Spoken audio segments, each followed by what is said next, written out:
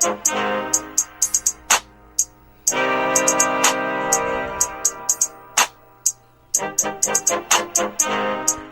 Red Pill Phone Tap is back. You know, we're like Eminem at this point. We promised our fans we would never let them back down again. You know? Yeah, what did we do? That last album. Oh, that shit. last album we dropped. Perhaps we ran the maximum into the ground. Relax, we're not going back to that now. All we got to say here on the Red Pill Phone Tap is, get back, click, clack, blow.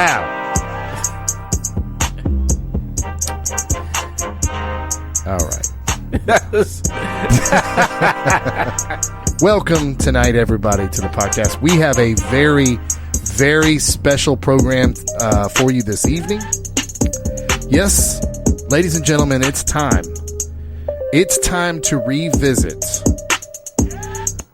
the argument tree. Anthony, I know this is one of your favorite topics. Man. Well, you know, the argument tree, man, takes me back to when our grassroots, you know. Now, specifically, do you mean it takes you back to November 25th of 2019? Well, very specifically, yeah, yeah.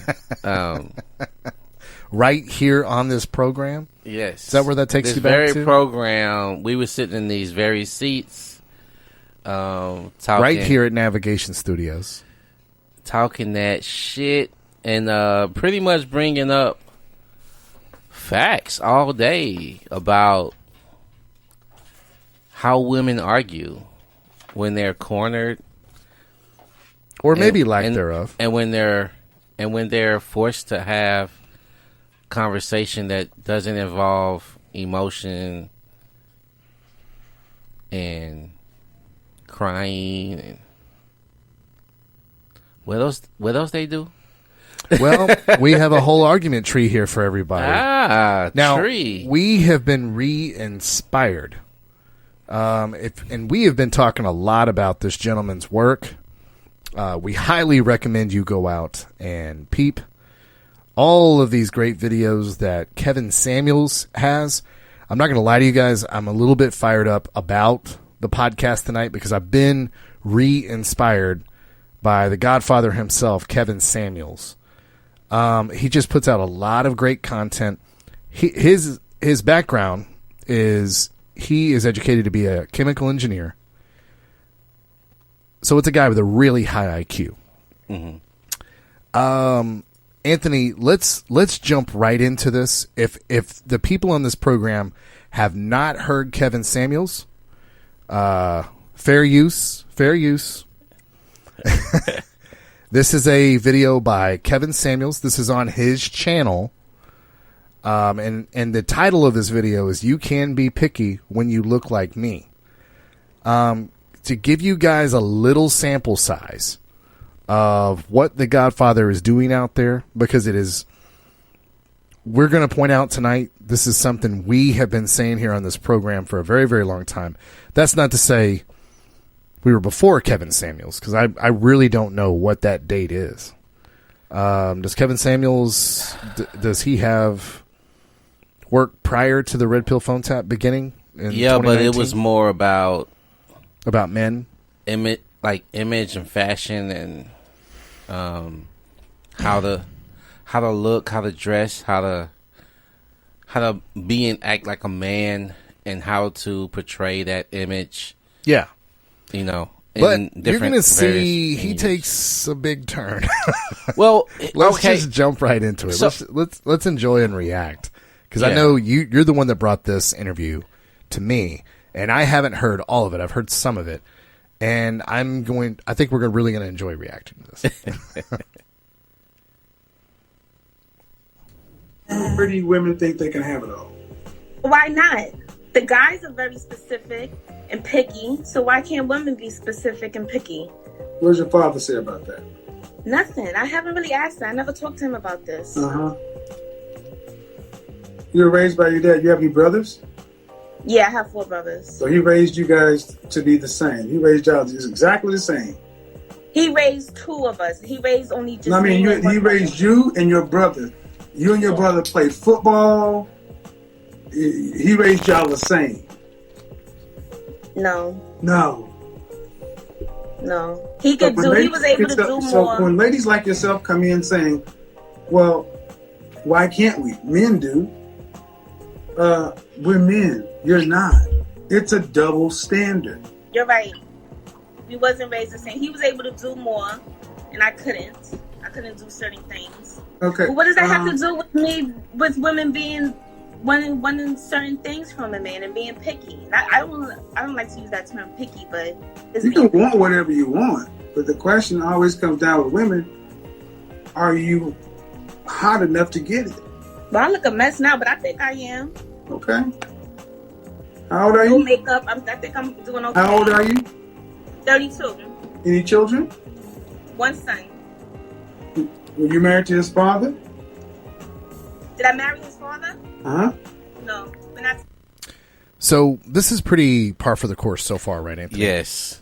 This woman, I'm sorry that you guys listening don't have the benefit of seeing the video. He makes sure when he talks to a woman, they have to come on video, chat with him. They can't sit over there and say that they're a 10 if they're really a 3. Right. Kevin Samuels is a very, very smart guy. What I like about this part of the video is how confident she is in this moment. Because this is going to change right now. Anthony, this is kind of girl power like we hear from a lot of women, isn't it? Well, she said a lot of things, man, that I wanted to point out was that she started off with whataboutisms. You know what I mean? Yeah. And what about men? Yeah. Well, because she's like, and what Kevin killed with that, if you guys don't know how to be a master at conversing with other people and how to kill their illogical notions when it comes to having a conversation. He killed her logic of what about men when she was like, well, I want to be picky, and then he says, well, how did your father raise you and your brothers? Did he raise y'all the same? She was like, no. And then she was like, well, they got to do more than me. She's already ready to like make an excuse of, well, they got to do more than me. But she's not seeing that, guess what? It is a double standard when it comes to raising a man and raising a woman. You're not going to be allowed to do certain things that men are allowed to do. And that is from your youth to adulthood. But you've been told different from society that, well, women, you can be like men. Well, growing up and a man is in the household, he's telling you, no, you can't grow up the same way men are growing up. Now, just looked up the definition of double standard. Okay. A rule or principle which is unfairly applied in different ways to different people or groups. The prolonged consideration of the issue represented a double standard. Now, double standard leads itself to fairness. What I heard, well, and that's okay, because men are not treated fairly. Women are given a lot more consideration. If you guys don't believe me, go check out the court system where women get convicted for the same crimes that men do, and their sentences are a lot less. Kevin Samuels points this out in his most recent video. Again, guys, we can't endorse Kevin Samuels enough. He puts together such a good show. And he's such a smart guy. But he points out that, the world's unfair. But the only time, ladies, y'all bring it up is when it doesn't benefit you. Yeah. When it does benefit you, it's fine. And she's in a very confident place right now. You guys are going to see this poor bitch gets broken down. I left him. I was 20 when I had my son. So you think that a 32-year-old mother of a 12-year-old can get out here and be picky when it comes to men? Yeah, because it's hard to love a man, and I have to deal with a lot. men put you through a lot. So I figure if I'm gonna choose, I want to choose right. I just don't want to choose anything. Okay, how tall are you? 5'2". Dress size? An 8. Oh. How much did you weigh last time you weighed yourself? 146. No, that's not an 8. No? No. That's too big. If you're actually 5'2" and a dress size 8, a dress size 4. But, okay, why do you think you can be picky? You're 32, which is not 22. You're not a young thing. You're a middle-aged woman when it comes to marriage. You're an older woman when it comes to marriage. And you're approaching middle age. Okay? Mm-hmm. Would you agree or disagree? Middle age is kind of... I said you're approaching middle age. Okay. Yeah, because I'm definitely older. I know that. I know I'm not a young girl anymore. What's the average age of death for women? It's around 76, okay. 78. So middle age would be 39 or 30 or 76. It would be 30. Yeah, you're approaching middle age. But what we do know is you're not in your youth. Okay. Mm-hmm. And as far as marriage goes, you're definitely an older woman for marriage. Marriage is a younger woman's game. That's women getting married at 22, 23, 24, 25. The median age where women actually sign the certificate is 27.8. That didn't mean they got started dating right there. And you're 5 years past that, right? Mm-hmm. All right. Then we have to factor in the fact that you have a child, which significantly impacts your overall sexual marketplace value. Uh-oh. Oh, my little 1.5-year-old, whenever she sees something really going south, she just looks and she gets discouraged and she goes, uh-oh. This is, Anthony, I mean, because I wrote down in my notes on the pre-show, you and I hadn't talked about this, but where this is going, because we're going to be talking about the argument tree today, but where this is going, and the reason that the argument tree is important, is because, why is it important? Because we just want to fucking dunk on women? No. Is it important because we just want to be right? No. Why is this important? It's important, guys, because we're in trying to be nice and telling women what they want to hear. We're losing touch with the truth and reality. I've got to raise a daughter, and I'll give you a perfect example, Anthony. I've got to raise a daughter.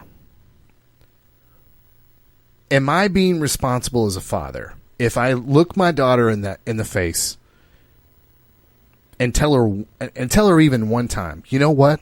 Looks don't matter as a girl. Yes, you'll be very irresponsible. Yes. Now, mind you, there's parents that tell their kids this hundreds of times.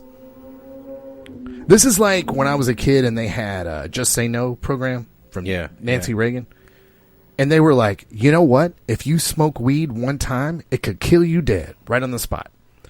And of course, you see your friends smoking weed after school and you're like, wait, I bought all this shit. I thought if you smoke weed one time, you could die. I thought if you did drugs one time, you become a crack addict. You see these people functioning just doing drugs and alcohol recreationally. And I'm talking about high schoolers were doing this when I was a kid.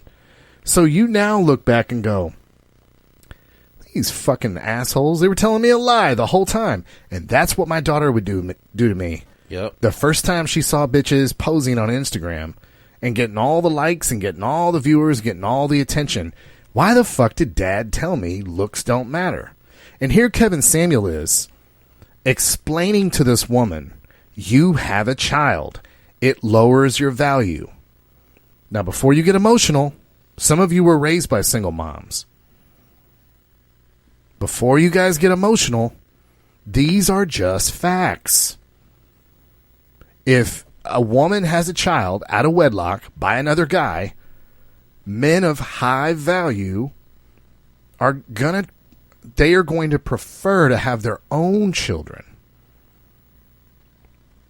But Anthony, if I never tell my daughter this, like you witnessed this woman right here, and many other interviews, by the way, it's like they have never been told this.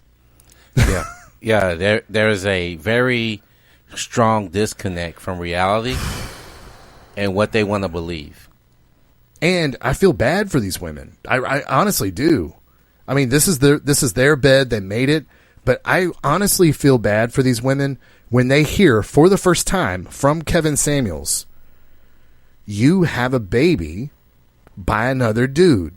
Men of high value would prefer a woman that has no children. And I swear to God, the look they get on their face is like children finding out Santa Claus ain't real. Right? I mean, you've witnessed that with many of these interviews, right? Yeah. That's why we wanted to play this for you guys, so you guys have an example of it. We'll continue to play, because her face, if you guys could see this visually, again, the name of the video, guys, is You Can Be Picky When You Look Like Me. That's the woman's words, not Kevin Samuels.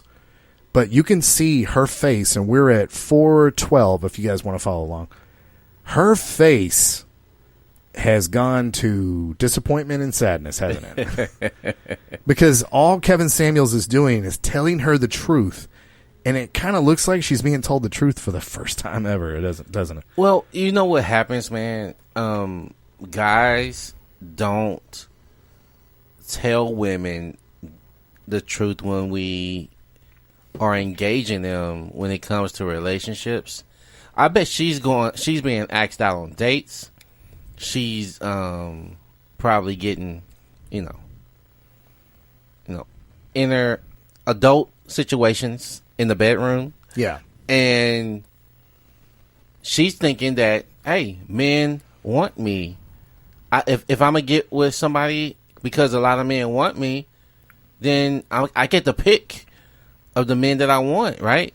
But the thing is, they want you for certain things, but not for the things that you want them to want you for. That's where this, because she respects Kevin, this is the reason why she's even on the call with him. She was still a little sassy earlier in the call. Oh, they all are, man. Because they all feel that they have... They've been taught that this is what a strong woman looks like. And everybody wants to be a strong woman, right? Well, I'm sorry. All women want to be a strong woman, right? They think that's a positive thing, but... to be sassy. And man, they've never been told that either. No, that's what I'm saying. We just continue to fill their fucking ears yeah. with shit they want to hear. Now, the analogy I'm going to use, these bitches that always want to tell us, my DMs are full, but bitch, you are single. Yes. Bitch, you do not have a ring on your finger. We've been saying this for years. Yeah. One of the analogies I just came up with just now is if you're a car enthusiast, right? If you're just a car enthusiast and a car comes out like the current Mustang GT, this is going to be, the current Mustang GT is a car that you'd probably want to hang on to, right? I mean, it's what Ford has done with that car. The current Mustang GT is faster than Lamborghinis from the early 2000s. It's insane, the technology in this car. This is going to be a car like, oh shit, I don't want to let go of this car. This is going to be a classic car one day. Or what they've done with the Camaro, what is it, the Firehawk but whatever, guys. You guys know, if you're a car enthusiast, you want to own a Bugatti. You want to own a McLaren. You want to be like, that thing goes in your garage, even if you're making payments on it. That's my fucking car. But you will lease a sedan. You will lease a Hyundai Genesis because the value of that car is all the current tech. Yeah. what happens in 5 years when all that tech is bullshit? Yeah. You want the new car. You're literally, when you lease a car, you're literally going into it knowing, I don't want this car long term. This is guys that want to fuck. Yeah.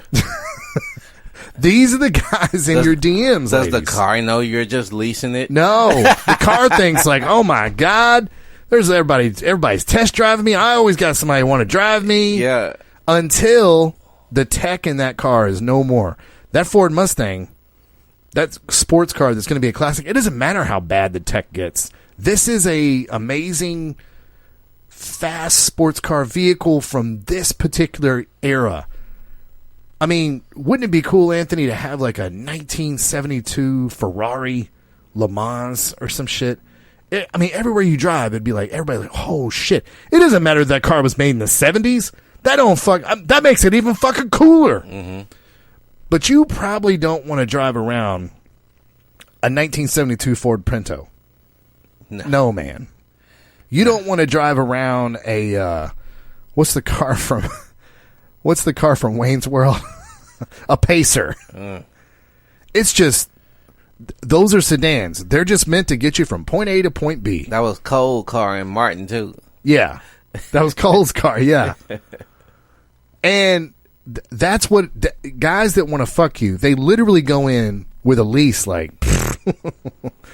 all right, let me get it in. Yeah. Let me enjoy this car for as many miles as I want to put on it till this lease is up. And some of you women are just rentals. By the way, while we're teaching women about, hey, your value's lower if you're a single mom, we need to also tell them about this. Just because guys want to fuck you, you can't let your ego get too hot. This is shit we have to teach women, Anthony. We gotta quit feeding women's ears just shit they want to fucking hear in the moment so they can feel good in the moment. And anything they don't want to hear, it's rude and you're mean. A 12-year-old boy. 13. That low. I got to pause it right there. I knew you was going to stop there right there. Oh, my God. So we're going to play this clip later with Kevin Samuels. But he talks about how women need to be right.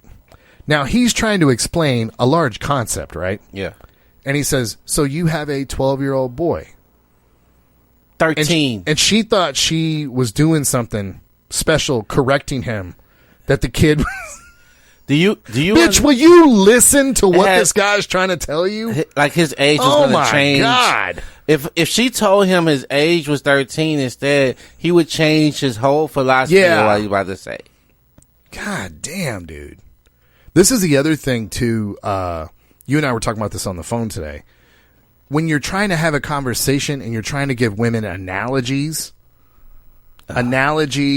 or examples yeah. so that they can understand. So an example, ladies, just so you fucking know, you goddamn morons, an example is used to give you like a real life instance that helps you grasp a larger concept.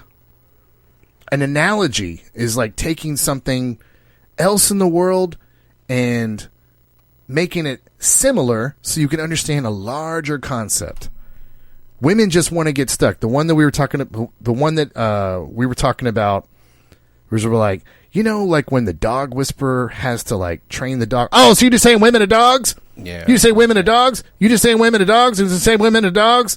So you just saying women are dogs? And it slows down. This is why men don't like to talk to women.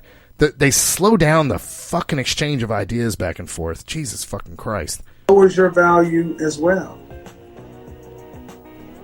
And then debate, and then it starts from there. Why you and his father didn't marry? Why y'all aren't together? All kind of things, man. And you say men put you through a lot. No, that's not. You can't expect us as men out here in the public to pay for your bad decisions and bad choices in men. Mm-hmm. You have a son. Would you want him to deal with a woman who expected your son to pay for all the bad choices men she chose? No. Well, we're somebody's son. But why do you feel like he'll be paying for the bad choices? Because you said men put you through a lot. The men out here in the world, you don't know them. But when I say that, it's because I'm going off my experience, so I know what exactly your experience. Your experience. That's a man you dealt with. I'm talking about the men in front of you. You have no experience with them. So you want to be picky with these men because the men you've experienced put you through a lot. That's your problem. But they're usually all the same. So maybe the ones you date are. Maybe. It's not many options. That's another thing. Oh, there are plenty of options. 51% of black men are single and childless. 64% of them are middle class. See what they're not. But a lot of them are ugly. Oh, no. First off, check that. Wait. Because you start that shit, I'm gonna get real raw with you. But I'm gonna get real raw with you. Check that shit. Because I have not made any presumptions about looks or anything with you, so I'm not going to insult men. I think what Kevin was trying to say is... Bitch, you ugly too. Yeah, but he was being very nice about it. Listen, man. So, if you guys watch this video, you'll see what she looks like. She thinks she's the shit. And from my standards, she's average. Well, let me tell you, she looked like she could be attractive. Yeah, but she's still average. I'm just saying, this is not a genetic problem. She's not in good shape. She looks like she could be a hottie if she was in shape. Now, as you guys know, if you watch this show a lot, Anthony and I go back and forth about makeup. I think it's a woman's responsibility to wear makeup. Anthony always goes to the extreme. I guess you've just seen a lot of women that just really wear a lot of makeup, and you think that's what I'm saying. No, I just... Like, you see my wife. I'm talking about, like, my wife. Yeah. Like, my wife always has makeup on. When it has an accent to... And it's a subtlety to makeup. Yeah. That's what I'm talking about. But when you're, like, these... What they call those dolls? Those pinup dressing dolls where everything is made up. Eyebrows, eyeshadow. Oh, well, that's a big thing in the Valley in Texas. Cheeks, with Hispanic women, they draw the eyebrows on and lips, the everything, and you can see the separation from the makeup to the neck. That's when it's like. See, I haven't seen that. Now that yes, I would find that very unattractive. That is a clown face that you have put on. That, for my opinion, I can't deal with all of that because, one, it's going to come off. A lot of that shit comes off on your clothes. And then, two, it fucks up your skin. And then you have all these deep pores and craters and shit in your face. And then you always have to put it on because you done fucked your face up wearing this shit all the time. And you don't clean your face enough. Well, see, now you're going really extreme. Well, I'm just saying. Like, yeah, you gotta wash your face. I'm saying these women who put this amount of makeup on have bad habits when it comes to caring for their face. They think that makeup makes up for the bullshit, and it doesn't to me. See, I find it arrogant when women don't wear makeup. Like, they have this thing in their head, like, I'm so beautiful and natural. This woman that on this video, I'm here to tell you, I'd be the first to tell you if she was just some ugly bitch. She looks like with a little bit of makeup and lose 20 pounds, she could be like not just attractive, but like hot. Kevin says she's like an adjustable 6, where she can go to an 8. Yeah, we don't see her body. With makeup and stuff? She could have one of those fucked up genetic bodies.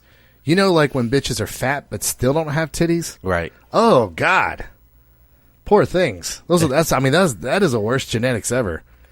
Or they won't grow an ass, but their thighs will get real big. Yeah, I mean, there's some real fucking terrible mutations that some women have. Looking like pears and shit. Yeah, shout out Total Recall.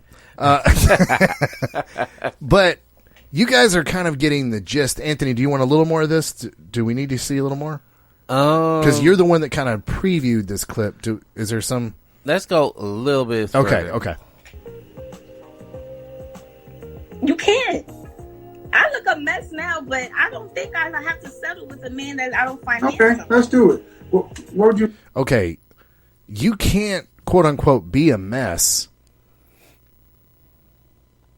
You're on the fucking internet, dude. Yeah. I mean, how many thousands of people?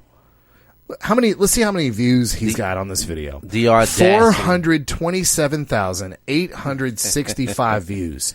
Now, if this isn't a time, I look a mess now, but if this wasn't a time to look good.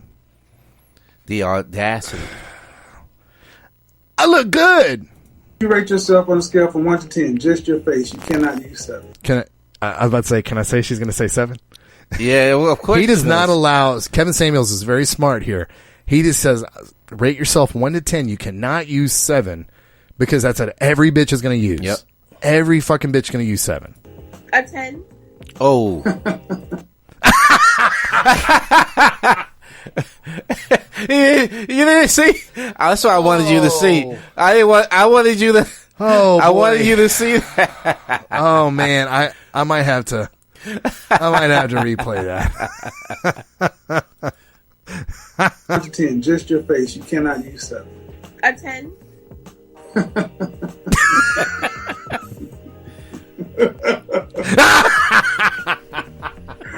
Oh, poor baby. Oh, now let's Jesus. try this again. Let's try this again. You are not the most beautiful woman in the world. Cosmopolitan ain't trying to get you to be on the cover.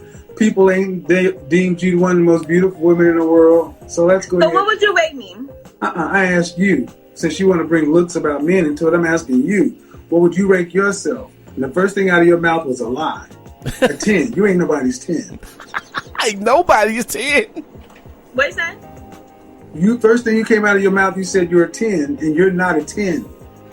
My face is not a 10.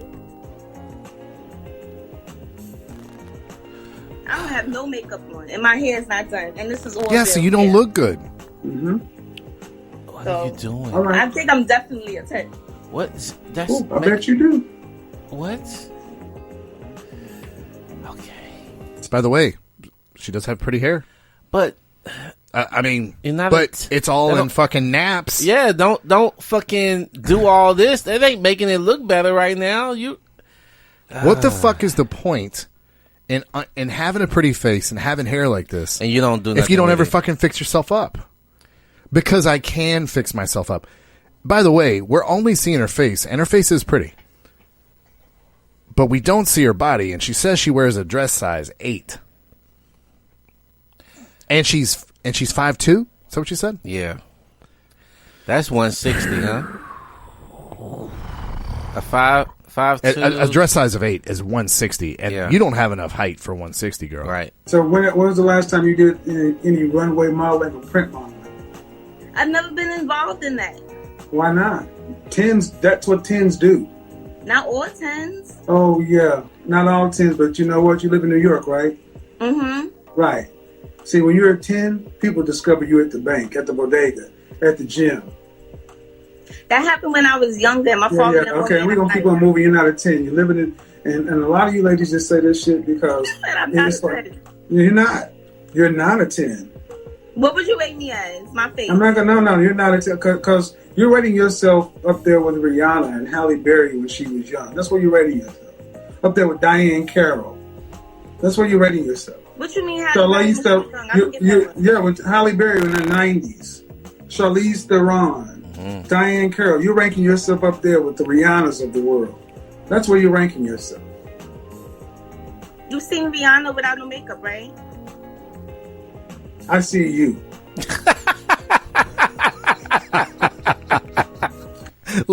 That's a good place to end it. Yeah. Where, oh boy. You've seen Rihanna without makeup, right? He just pause. I'll see you. Let's not get caught up in the thick of thin things. Oh, man. Not that you're thin, bitch. But again, if you guys want to check out Kevin Samuels, the rest of this video, man, just Go to Kevin Samuels. You can be picky when you look like me video, and watch the rest of that. Like Kevin Samuels, fair use. Why do we bring up Kevin Samuels? Kevin Samuels has an acronym, and it's very similar to something we had a show about, specifically November 25th of 2019. Now you'll hear here, and the reason this is brilliant, what Kevin Samuels does, is because he makes an acronym. And the acronym is SIGN, sign language. And we'll let Kevin Samuels take it away on Kevin Samuels' interview on No Jumper. Whenever that happens, it's what I call sign language. Shame, insults, guilt, and the need to be right. Right. That's the typical playbook from many women when they get cornered. Shame, insults, guilt, and the need to be right. So, it's so good because it's an acronym. Mm-hmm. Now, Anthony, we back in November 25th of 2019 did an episode. This was episode 3 of the Red Pill Phone Tap. And what we do on this is we were talking without knowing how brilliant we were at the time. How brilliant we were at the time. We were coming up with how women simply do not know how to argue. They can't stay on task. They don't know how to argue. And it's very, very frustrating. And we're bringing up a clip here from November of 2019. Do that. Anthony, you don't know me. You don't know me, Anthony. You don't know me. Oh, man. This is brilliant, man. I love this. This is one of those things where when you hear it, you're like, yeah. You're like, wow, this has been my whole life. Wow. I've been allowing women to get away with fucking up my discussions by bringing up nonsensical points that has nothing to do with what we're discussing, and then we make it all about them. I mean, Anthony, that was just a great way to describe the Red Pill Phone Tap argument tree. Yeah. I mean, it was just like, we've been dealing with this our whole life. We'll talk about the price of grapefruit at the supermarket, and women will somehow correlate that with, how come you don't take me to the movies anymore? Man. Let's go back through the argument tree for our listeners. Okay. And I'm just going to go 1 to 7. Number 1 is not all women. Number 2, what about men? Number 3, I'm offended, you sexist. Number 4, personal insults. Number 5, word salad. Number 6, you don't know me. And finally, number 7, shut down, silence, looking for backup in the group. And then we go all the way back to number 1. Let's hit number 1 first, Anthony.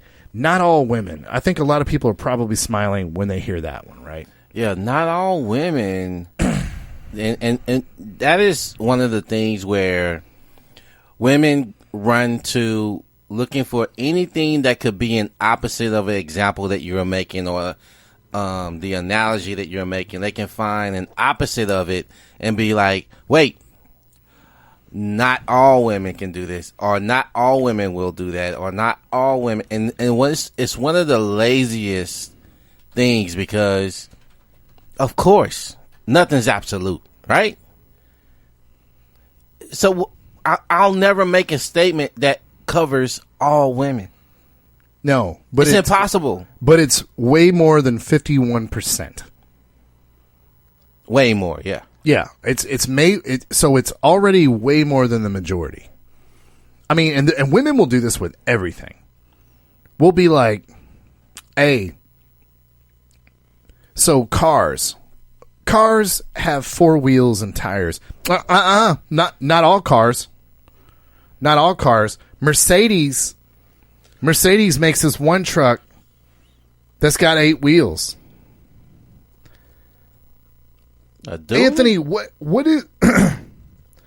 I'm serious. I want to dissect this one because this is so common. Not all women. What do they... I know in their mind they think they're fucking playing 3D chess, right? Because to men, this sounds fucking stupid. You know, if we used any sports example, you know, hey, the quarterback in the NFL is a leader of the team. Not all quarterbacks. Not all quarterbacks. When the Ravens won their first Super Bowl, Ray Lewis was the leader of the team.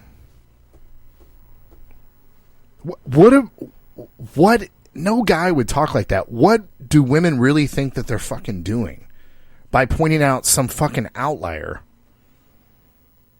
Do they think that they've just disproven the entire point? The one we always use here on this podcast. If we talked about mammals, we would say one of the characteristics is that mammals give birth to live young. No, not all mammals. Not all mammals. Duck-billed platypus lay eggs. Yeah. So there's one fucking mammal. And by the way, 3 species of anteaters that also lay eggs. We've looked this up. But they think that they're somehow right. It's the dumbest fucking... They think that if they can find one outlier, it disproves that mammals give birth to live young. It disproves that 99% of vehicles on the road have 4 fucking wheels. This drives me fucking insane because they look at you like the fucking cat that ate the canary. Because I found an outlier. I found an example. Therefore, what you said isn't right. It isn't true. You can't say that, Wesley, because bitch, I found something that made it not true. I know that you're not good at fucking talking. Bitch, I know you're not good at talking, but here's the thing. When men are quickly exchanging ideas, we talk about generalities because there's no other way to talk about shit. Yeah. There's no other way to talk about shit. Most vehicles have 4 wheels. Because they do. What if he was a guy in the group and we started to talk about cars, like classic cars and shit like that. And you was like, man, you know what? Because, you know, all cars got 4 wheels, you know, when you got this drag, when you're trying to drag race and, you know, it keeps you from actually gripping the hey, and then the guy comes in, hey, not all cars have 4 wheels. Yeah. Every guy you can't fucking talk about what the fuck you're talking about because this fucking moron comes in. You know, not all cars have 4 wheels. Some people drive motorcycles. And everybody would stop and look at this motherfucker like, yeah, because men get shamed early in life, so we learn not to do that. If you went back over our life, I'm sure at some age, like 4 years old, 5 years old, we did this, and we were shamed by other men because men tell each other the truth. We don't sit around and fucking spare your feelings. This not all woman shit. I would easily say this is the most frustrating in the argument tree. Well, it's another deflection of trying to keep the conversation because for whatever reasons, I think when women hear us being able to create an analogy or example, they start to see that, he looks like he's about to pin me in the corner, so I gotta stop this at all costs. How do I stop this? Interrupt his conversation, make it seem like it's not true because it's not. If I can make anything not factual in it, then anything that he says can't be real. Yeah. It can't be true. If I can find a duck-billed platypus that debunks that mammals give birth to live young. Right. But it doesn't. It doesn't. It doesn't. It doesn't. It's like a percentage of 99% of mammals give birth to live young. These outliers, 3 species of anteater and a platypus, are the only mammals that lay eggs. So what women do not fucking understand while they're sitting over there thinking that they're a fucking in Mensa,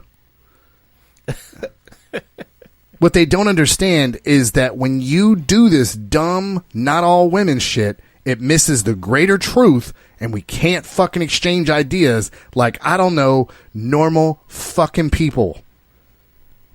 Damn it. I'll tell you, that's the one that frustrates me. Now, number 2, Anthony, what about men? What about men? Now, if you want, so men argue emotionally about 2 things. Anthony? Sports. Oh, no. I was like the 2 major ones that you don't even talk about in the barbershop. Oh, religion. Yep. Politics. Yep. Men argue irrationally about religion and politics. So you will see men do this one. Yeah. This is called a whataboutism. When men are being critical of women, women will say, what about men though? What about men? We'll be talking about, hey, do not date a single mom. If you can avoid it, do not date a single mom. What about men though? What about single dads? What about single dads? What about single dads? We can talk about single dads later if you'd like, but that has nothing to do with single moms. It just don't. Now, when you see men argue politics, because when men argue religion and politics, they fucking argue like women because they're just emotional and irrational. You will see men do this. Whatever fucking team you're on, guys, Republican or Democrat. If you're Team Democrat and somebody criticizes the Democrats, if you're Team Democrat, well, what about Republicans? What they did back in June? What about that presidency when the Republican was in? And the same thing is opposite true. If the Republicans are criticized, well, what about the Democrats? What about them? Democrats did this back in the day. It's like it doesn't address what the fuck we're talking about. Whataboutisms do not get us any closer to the truth on a topic. If you were a scientist, if you were Stephen Hawking, and you're studying black holes and trying to learn more truths about black holes in the universe, you would never learn more about black holes if you're like, what about dwarf stars? What about dwarf stars, though? What about the space-time continuum? What about space-time continuum, though? What about space-time continuum? You would never learn about black holes because you're whatabouting everything else. And can you really listen to what a conversation is being had when you're so ready to debunk it from the get-go without hearing it out? Like, it's so frustrating, man. I've been in relationships when we don't agree about something and I can't get everything that I want out because she's so ready to tell me that it's not true because something else that has nothing to do with what I'm talking about isn't true. That's like she was like, so you have a 12-year-old son, 13 years old. Like, that was going to change anything he had to say. And it doesn't. It didn't. And if you say, you had hit this red car and then you hit a blue car. No, it was teal. Bitch, you still hit 2 cars. It doesn't matter. So you hit the blue. No, I told you it was teal. You dumb bitch. You're the one that wrecked cars. Oh, God. Get the colors right. Right. The fact of the matter is you are reckless on the road, not colorblind. I don't give a fuck if you know what the colors are. You're still hitting fucking multiple cars on the freeway. Boy, you know the color of that car really good that you fucking ran off the road. You dumb bitch. Like it doesn't count if it was a different color. What about men, though? What about? And I'll be honest. Even though the first one in the argument tree frustrates me the most, this is the one you hear the most. Mm-hmm. Women really do think, like, if as long as I can come up with a criticism about men, then you cannot criticize women. This is how these dumb people think. And we've said this on the show many times before. Are women capable of thinking complex shit? Yes. 100%. But does society require women to think hard? No. No, we don't. So they go through, like, for instance, guys, Society does not require men to jog to work every day, no matter how fucking far your work is. 5 miles, 15 miles, got to jog to work. There's no such thing as cars. If we jogged to work every fucking day, we would be in shape as fuck. If our car was broken down tomorrow, though, we ain't gonna make it in jogging. Because we haven't been required to do it.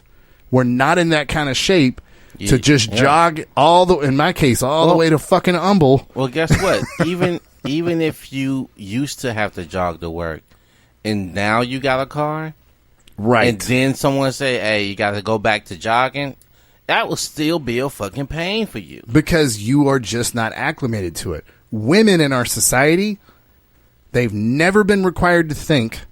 They get away with this argument tree bullshit. So why should they be able to think? They haven't done it in a really long time. Because we don't call, and Kevin Samuels said this on his last program, and credit to Kevin Samuels on this. This guy's a fucking genius in his own right, in my opinion, by the way. He said if we don't, as men, start calling women out in spaces when they do this dumb shit, if we don't start calling them out, then this is our fault. Listen, man, the internet is a different thing than actually in person. Yeah. But when I do come across dumbass, illogical arguments being made, I jump right on in that shit and get ready to, I say, you know what? I got time today. I got time for the smoke. Let me jump in this and challenge this bullshit, not because I'm trying to make a point, not because I'm trying to show that I'm a great debater. I don't give a fuck about none of that on what anybody think about me. But what I do want to start doing is like making people uncomfortable for just saying any goddamn thing that comes to their head. Because Twitter has allowed motherfuckers just to ramble all the dumb shit that's rattling around their head that people that they used to be around will say, hey, what the fuck you saying? Don't say that shit. Don't talk like that around me. And now you can go online and just spit all this bullshit out. It don't matter what it is, because either you're going to get a like, a dislike. It doesn't matter as long as it go viral, right? It doesn't matter if it's positive or negative. People don't care anymore. It's all about a response. And I'm trying to kill that shit. When I see it, I'm like, oh, okay, you want to say something dumb to get a response? Well, I'm a play dumb with you. Let's go. And I'm gonna point out all the bullshit that you're saying. I was in I'm in several groups that have like an abundance of females in them, right? And a lot of times people jump on memes and quotes and like them or like high five it and amen it, and they don't even fucking think about what they're agreeing to. And so I will pick at that. I will pick at it and be like, hey, do you even know what that means? Do you even know how valuable, or do you even have any knowledge about what you're saying you like or don't like? And most of the time they don't, man. And if you challenge them, they will say, well, no, I didn't know, but I agree with this. And I was like, okay, you agree with it. Why? And when you ask them why, they can't come up with a reason on their own. And most of the time they need help. And sure, a white knight will show up somewhere. Oh, yeah. But, man, it's just one of those things. He'd like to get some vagina out of this deal. Yeah. Yeah, this is one of those things, guys, where we have to kind of start looking in the mirror and asking ourselves, are we being part of the problem? Because here's the thing that happens, guys. If every time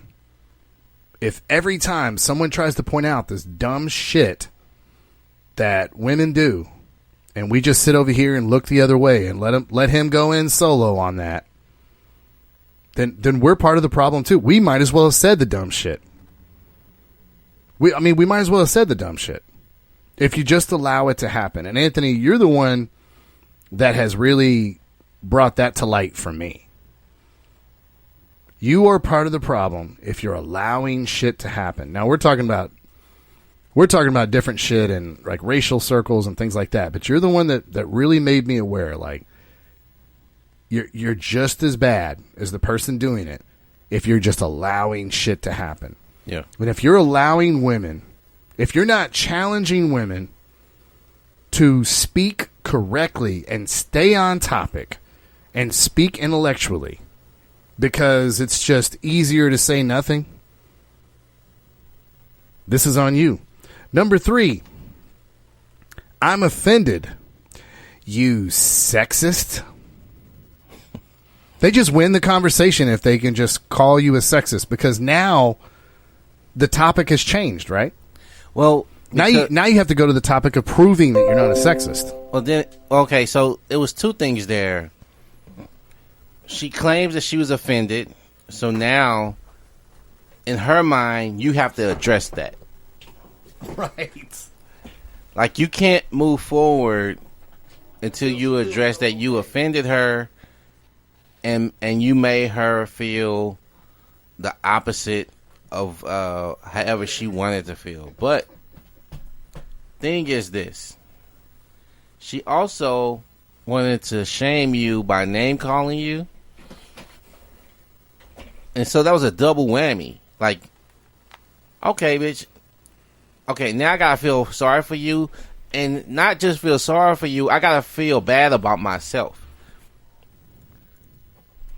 Why is this again? Like, why do? Yeah. Why? Well, do you we can't. There's not like a test for coronavirus, Anthony, to see if somebody's sexist or not. You can't disprove whether or not someone's sexist. You can just say it, and if enough people repeat it with you, it's just the truth now. But I think she knows that by calling you a name, it's gonna make you run to defend that, because instead of finishing your point, she now gets to say, well, you never addressed that you was a sexist, so since you didn't defend that, you must be a sexist. Yeah, that makes total sense, right? No. No. No. Doesn't make total sense. It's dumb, stupid shit is what it is. It's lazy arguing. It's a lazy argument, and it also doesn't add to the discussion. And if I could tell you, Wesley, it probably puts a halt to the discussion, right? Well, now we got to stop exchanging ideas, right? Because until somebody feels better about you not being sexist, right? Because talking about the discussion doesn't benefit them, so why would they? Exactly, they're losing. So here we go. That's all we got to do. That's all we got to do, right? No. No, sir. No, sir. But you can't disprove being a sexist. Well, you can't, because the thing is, you can't disprove a negative. Like, so now you gotta say, to prove that I'm not a sexist is like, okay, well, shit. How do I do that? Do I gotta go back in my elementary years to or adolescent years? Like, how far do I gotta go back to prove that I'm not? Other than just make a claim that I'm not, just like you made a claim that I am. If I just say I'm not, and you just said I was, are we equally both right? Are we both equally right or both equally wrong? Like, one of us is right, one of us is wrong, right?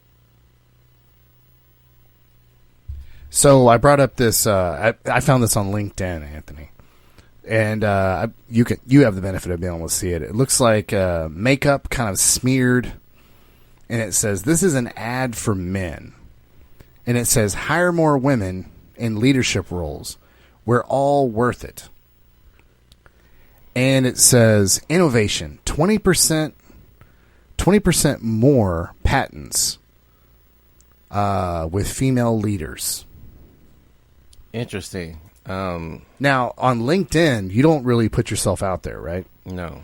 So my response to this, I put myself out there.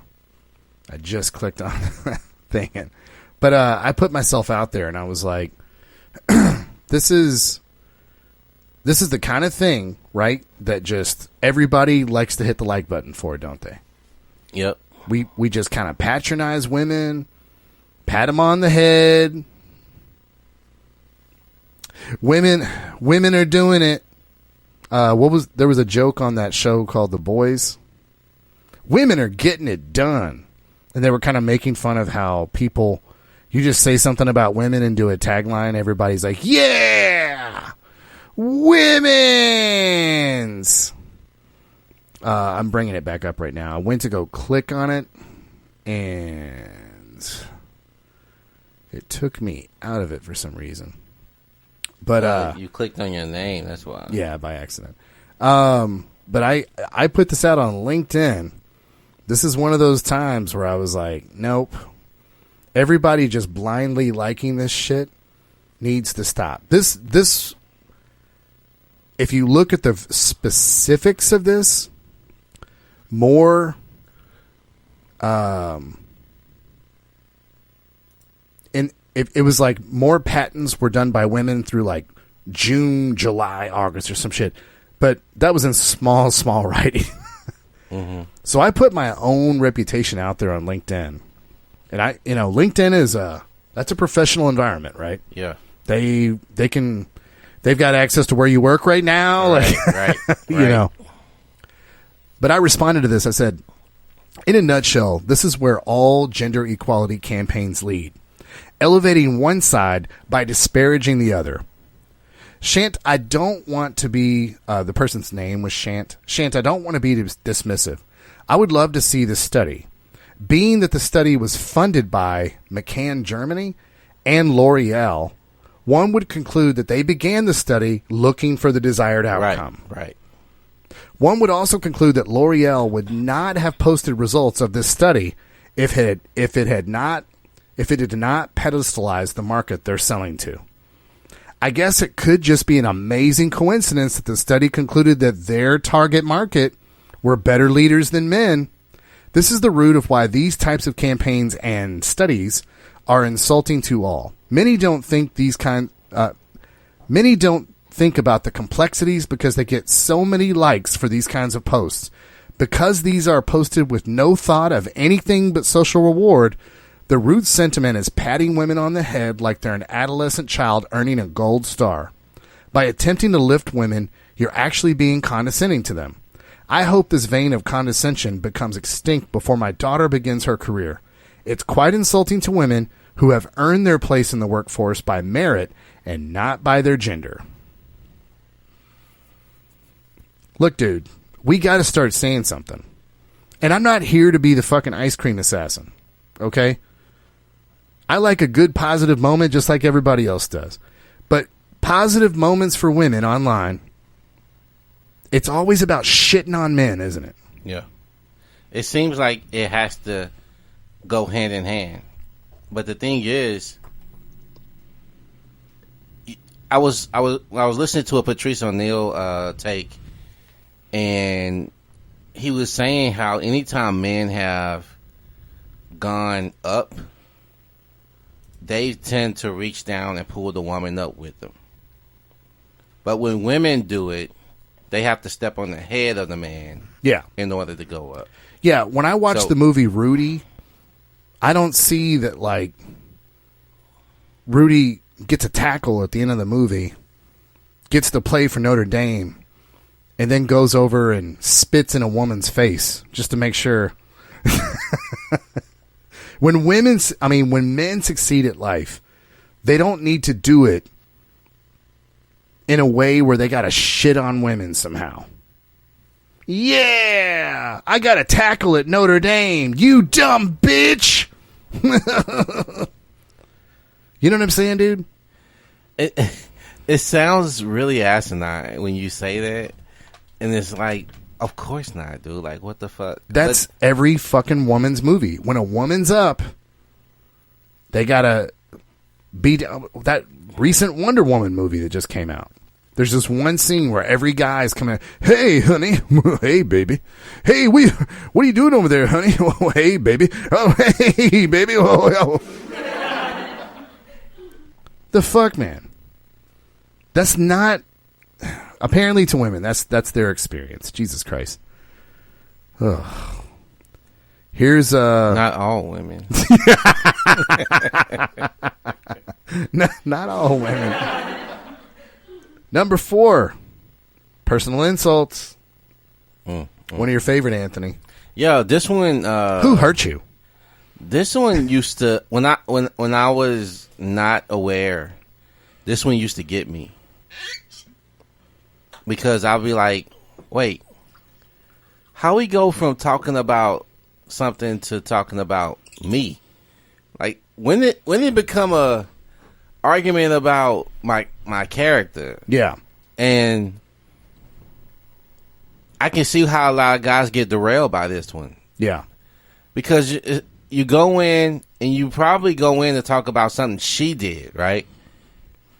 Something she fucked up. And women never on their own power. This is something you guys, light bulb moment, everybody. Light bulb moment. I'm going to make sure to point it out. Because that was on me. This is a big one. Oh, that was on me. I'm sorry. Whenever a woman does something wrong, it's not because she's a terrible person. It's not because she did something terrible. It's not anything she did of her own accord. Whenever a woman does something bad, it's a reaction to something you did bad. Well, the reason I cheated on him was because we hadn't been close for a while. No, bitch, you put a dick in your mouth. That's what happened. It ain't because of something he did. It's because you wanted a dick in your mouth. You wanted to be slapped all over your face with that dick. It ain't because of something your husband did. It ain't because of something your boyfriend did. Well, the reason I didn't return his call was because the way he's been acting like no. The reason you did this behavior is because you're a cunt. You sound like it sound like you think that women know how to hold themselves accountable. Yeah. I think that's what's your problem. You think women out here are holding themselves accountable for their actions and the things that they do that's not desirable to the man in their life. I don't know. Yeah, I mean, this is where personal insults come in right away because you point out something that they did. Yeah. They, in their mind, again, guys, they think they're playing 3D fucking chess. They think they're fucking Stephen Hawking and Neil deGrasse Tyson combined. You little dick having. Oh, yeah, because you're short man syndrome. I'll never forget Kevin Samuels on that one picture that he took with that girl where he was down off the curb and the angle of the picture. Oh, yeah. I knew. Oh, that's why he's dogging on women. I knew he was short. That motherfucker was like 6'4". Yeah. I knew he was short, but they thought they had him dead to rights. Yeah. Yeah, as Kevin Samuels says, it don't matter if I'm divorced, if I'm 5'2". 2 plus 2 is still 4. Yeah. The facts don't change, ladies. No matter how much you personally insult us, it don't change the facts that you're a cunt. It don't. It don't change the facts that you did something wrong. And you're fucking, I mean, when you do personal insults, when someone's calling you out or trying to discuss something, if someone's trying to discuss something and you want to bring up the patriarchy and how men have ruled women and who hurt you, all these dumb things y'all say,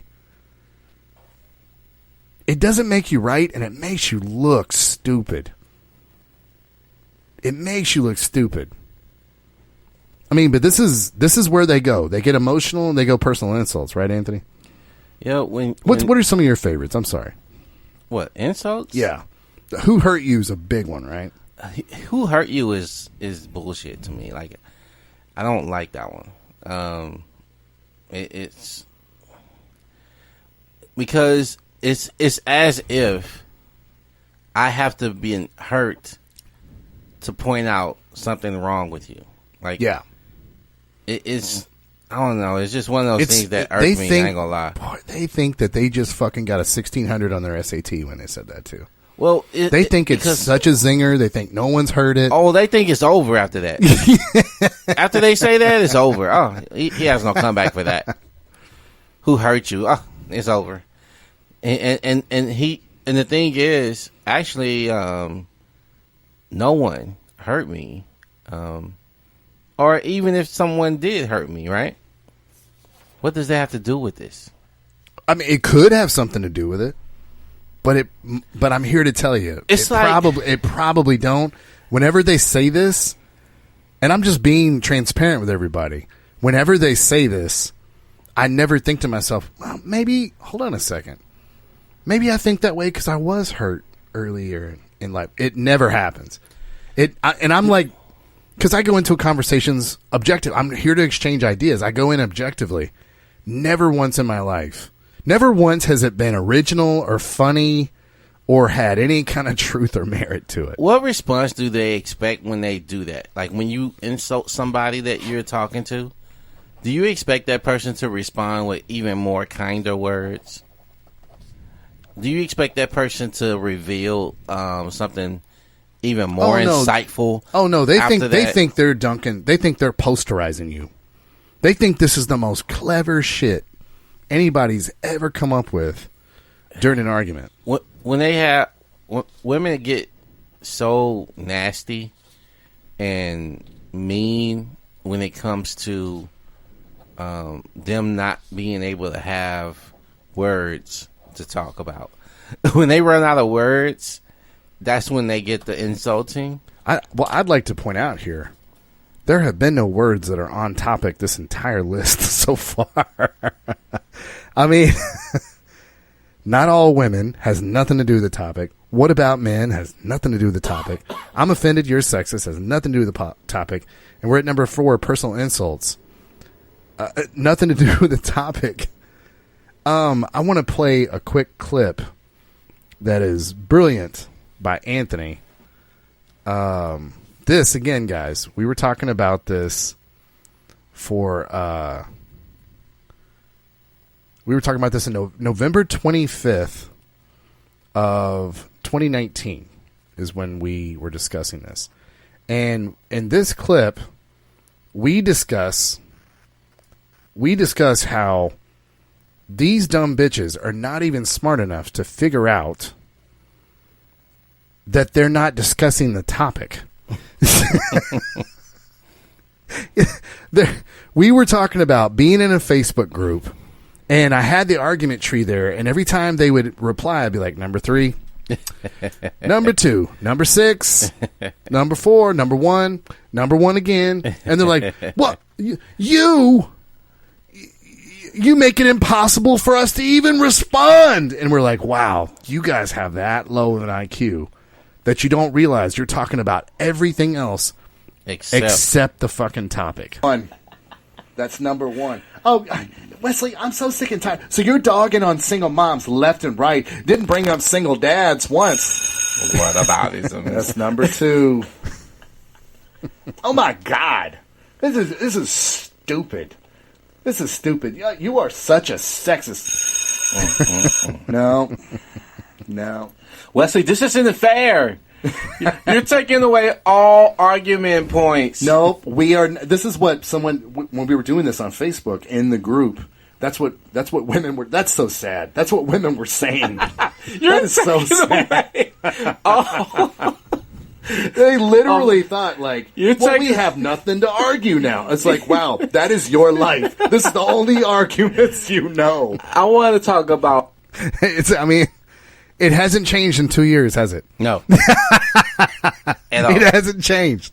At all. This is like, this list is like arguing with a fucking toddler. I mean, forget about joining debate club, ladies. How many women are in debate club? Okay, when we start talking about global warming, and we start talking about green energy, the Green New Deal versus relying on fossil fuels, what are we going to do first? Could we just say not all women want to use the Green New Deal? And Or not all women want to be on fossil fuels. you can't win a debate talking about, I feel like. Can't do it.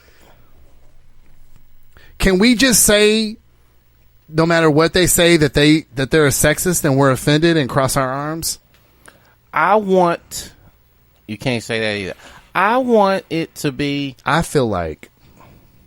Soon as you start, I feel like, and I want it to be, that you can't have it. It's over. Like, in a debate, you have to talk about the actual topics and facts and statistics. And facts, figures, and statistics. If you're going to debate someone, you have to talk about the facts and statistics that they brought up and debunk them using your own facts and statistics.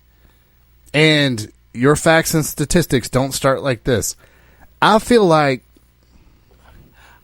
in an intelligent conversation, ladies, means you don't know facts, figures, and statistics. That's what that means. That is a dead giveaway that you're only using your anecdotal evidence that's right in front of your face in your little part of the world. And everybody else has to have the same viewpoint. Yeah. We're in all your part of the world. Same perch. In Tallahassee, Florida, on your block, where you never leave your house. No, those are not facts, figures, and statistics when you say, I feel like. Whatever you were going to say in the blank here. Well, in my circle of friends, everything is about me. And never go outside of yourself to look and learn and see if anything else exists outside of yourself. It's lazy. It's very, very lazy, man. Speaking of lazy, is this one of the laziest on the argument tree? Word salad coming up next. Word salad. This is where they say like a clever phrase. That rhymes sometimes.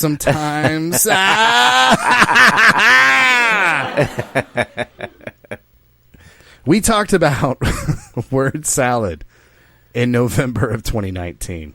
Begging, buying flowers and candy and bullshit. Yeah, because let me tell you something. If he don't text, next. Yeah. You better come over here and bring some flowers. Yeah. Because if you don't text, next.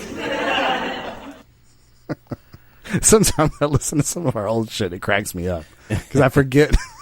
We were having a good time that night. Yeah, we were. That was a good time. That was maybe one of our best episodes ever.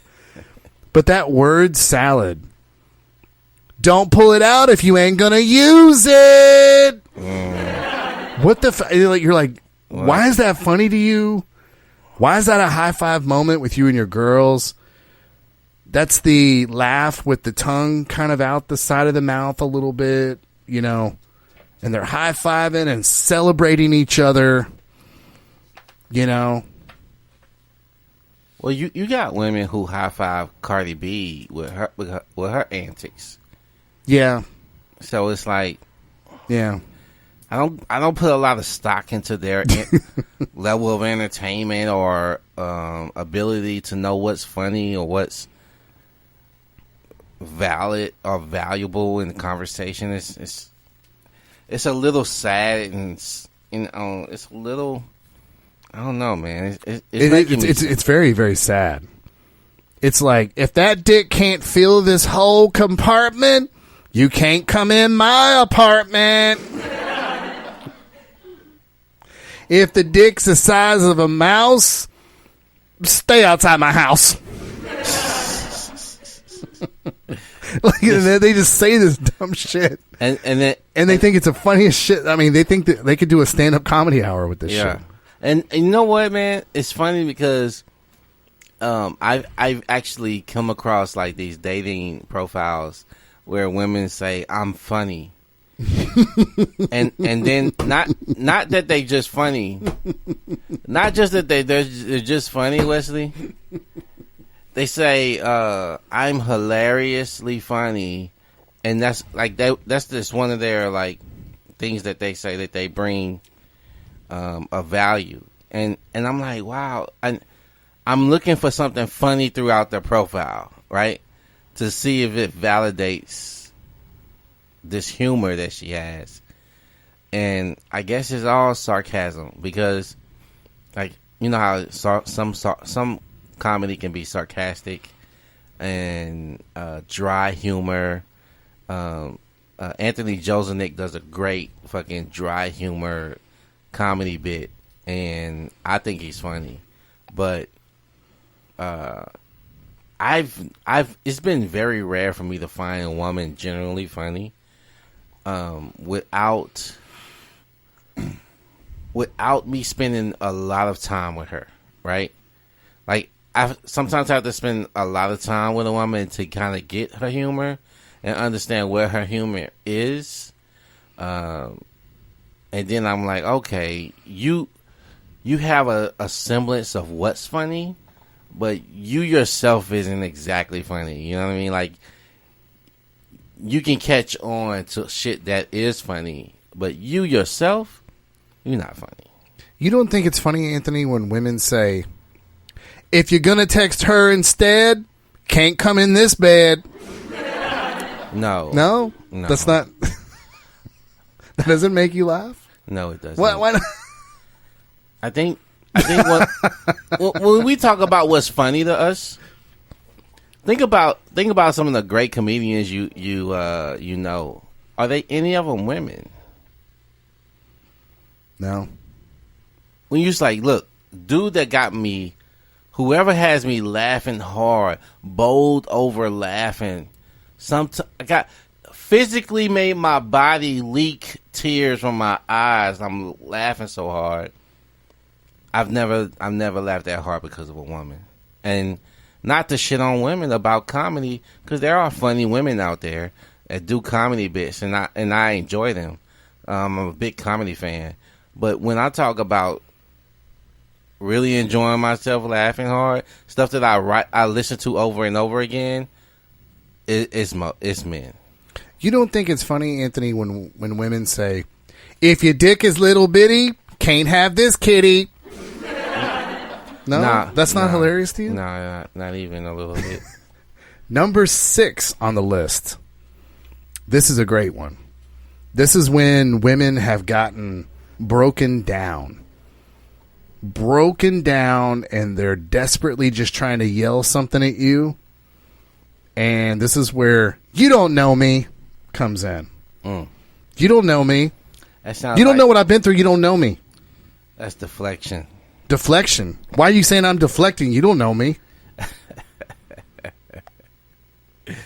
Anthony over here trying to act like he know me. You don't know what I've been through, and you don't know me. Well, what you and the thing is, they do the most assuming about you. The most. Only God can judge me now. Oh, no. You don't know me. Only God can judge me. You don't know me. Tupac. You don't know me. Huh?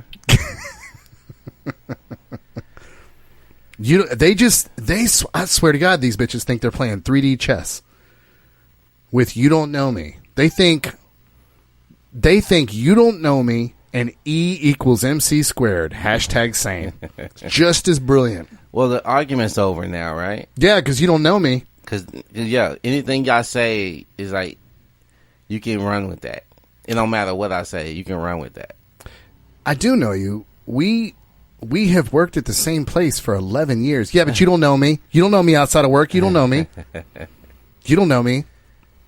And let's just slide in quickly to the last one on the argument tree. You're my fucking sister-in-law. You're married to my brother. I think I know you. I think I know you. Because, and this is a harsh reality, ladies. This is a harsh reality, because this is going to blow some people's minds out there. Ladies, if you don't believe me, go look on TikTok, Facebook, any social media. Y'all are not very different than each other. To your choreographed dances on TikTok, to the argument tree, I've never seen a group of species that's so similar than female women in the West. They got, instead of synchronized swimming, it's synchronized thinking. Yeah, synchronized script, especially on social media. They all say the same fucking thing. Dating profiles. They all argue the same. Oh my God, the dating profiles are all the same. There was a time. What was it? Tell me I'm pretty and feed me tacos. Oh my God, Wesley.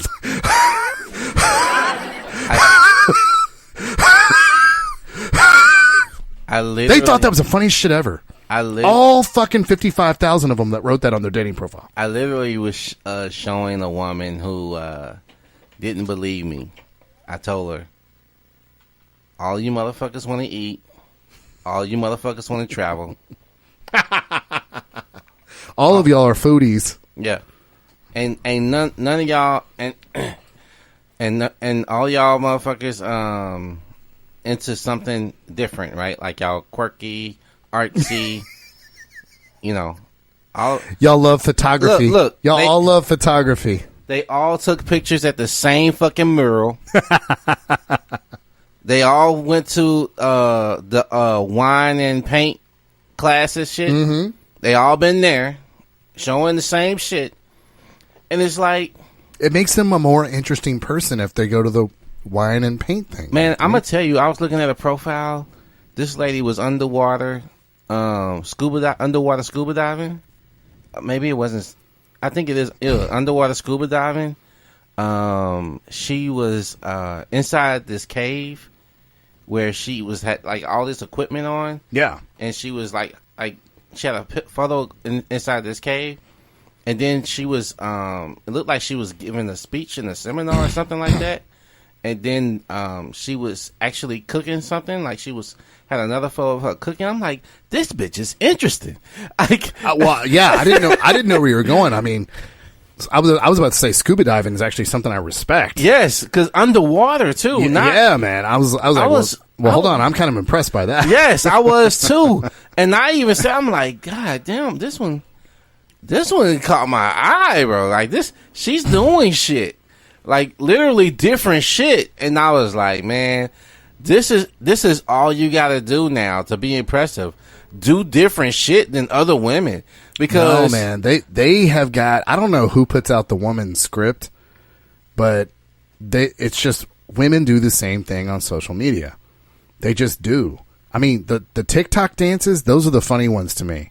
Because I will see mother-daughter doing the TikTok choreographed dance. That's sad. That means the mom never grew out of wanting all that fucking validation. Mom still's like, well, hold on, you little cloud on my daughter's TikTok. We both do this choreographed dance, even though I'm married and I'm doing a sexy fucking dance on TikTok. Yeah, guys, I bet you don't call women out for that either, do you? I bet you don't call women out for advertising their sexiness when they clearly have a fucking man at home. A lot of them are married. Now, that's a good opportunity when I spit a little too much truth, Anthony. We get the last one in the argument tree. Shut down in silence. Now, this one is confusing to people. Why do women, when they finally run out of this argument tree, why do they cross their arms, shut down, silence? This will often lead to crying. Mm-hmm.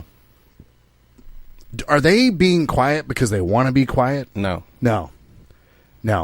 They want to stop the entire group, meaning planet fucking Earth, whoever's close by. They want to be visibly upset because they want people to rush in and take up for them.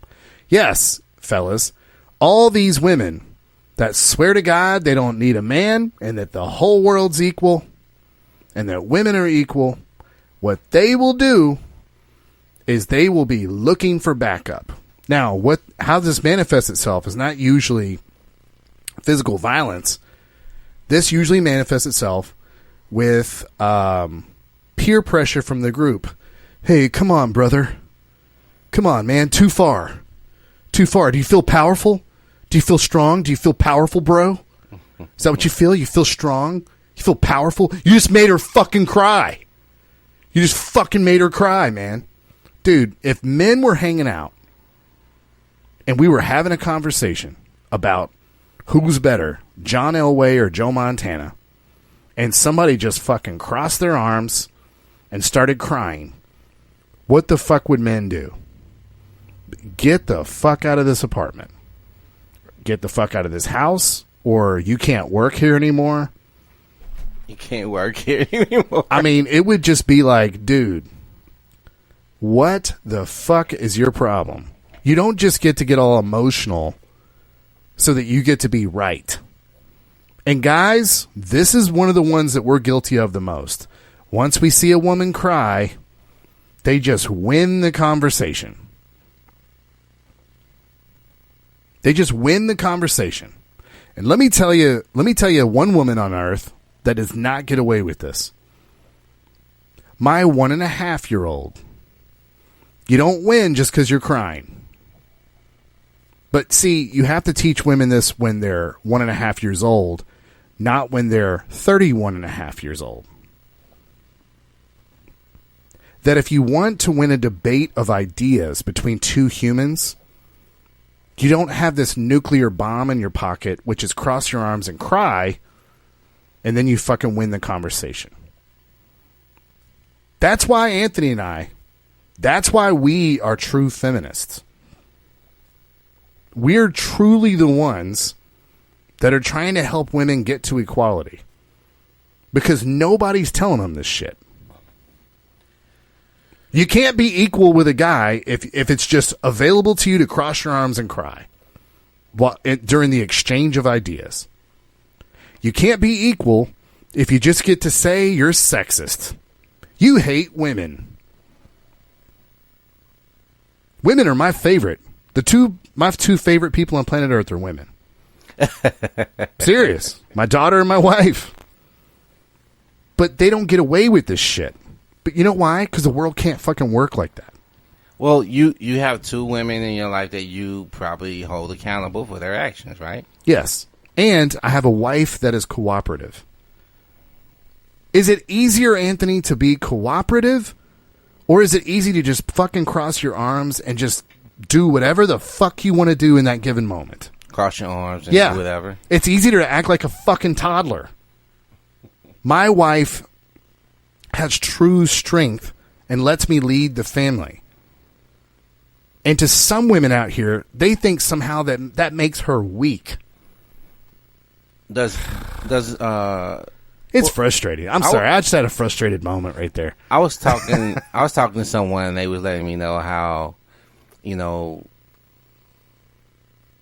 his girl wants to do everything. And even run his life, right? And he was just kind of venting to me, right? So I'm just listening. And he's like, she wants to be in charge of this. She wants to run the budget. She wants to make all the money, but she also wants to stay home, and she wants to do everything to the point where she's not happy because she don't know how to play any roles alone. She has to do it all. She can't be like, you know what? You're better at budgeting. Let me go ahead and just take that off my plate and let you do that. She don't know how to even, alleviate it. Because it's one of the things that I was wondering. Women who are strong. When I see this in profiles, like dating profiles. Red flag. Yeah. I get turned off immediately. I'd be like, okay, this is not something that I want to be, dealing with because I don't want to have to fight through that shit. A lot of times, man, these women have. Can I hit what you're saying though? Just real quick debunk. Yeah. What Anthony's trying to tell you is, ladies, we said this a couple episodes ago. You have been lied to. Okay, this is not your fault until you have the knowledge, and then you don't move forward. But to Anthony's point. Let me debunk something for you. Men don't want a woman that challenges us. Ladies, if you fucking knew how hard it was to be a man in the world, what was the example Kevin Samuels used? People, and before you start laughing or grinning or whatever, this is how hard it is to be a man in the world. People will step over. They will physically step over a homeless guy to help a puppy. That's what it's like being a man in the world. Don't nobody give a fuck about you. Nobody. Except maybe your mother. Hopefully. My mother didn't even care about me. Bitch just took off. Thank God I had my father. I mean, it is so hard to be a man. To be a man, rather. We don't need a bitch at home challenging us. We need a break when we get home, goddammit. We don't... Ladies, get past this myth. Hey, you know what? Anthony, I got to tell you, she keeps me on my toes. No. Dude, we don't need a woman that challenges us. Men need less challenges, man. Jesus. You know when there's a couple of things when Sorry. when I hear women try to shame other women for not being strong women, and they just willing. Oh no, I let my man do that. Oh no, that's my man job. Oh, I let my man is in charge of that. Girl, you let him do this. You let him do that. Let him. These are the things that women get fucked up. When we men are in charge of relationships, so we allow relationships to happen and develop. You can't get in a relationship with any man you want to. Otherwise, you motherfuckers wouldn't be so sad taking all these depression pills, anxiety pills, Xanax. And because you're doing things that are against your nature. You're taking on stress that your body not yours. Has not evolved to take on. Being a man is hard. I mean, you were using that example of whenever men come up, they automatically want to fucking help all the people around them. Yeah. I'm looking at making a career change here in the next few years. I'm laying some things out. I'm being very strategic. But as I look at doing that, you know, one of the first things that came to my fucking mind, man, my wife wants to go do this this 1-year course on 3D X-ray. Mm-hmm. But she'd have to take a year off of work and do it. One of the first things I got excited about when I think about my new career, I'd be like, man, and I could make enough money so my wife could go do that shit. This is how men think. When we're up, we bring people up with us. When women are up, for some reason, that ain't how it fucking works out.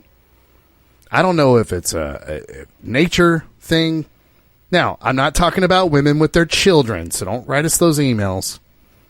Women love their kids. That's kind of the only people they love and are selfless with. And their pets. Yeah, and they love them. They love them dogs and cats, don't they? Yep.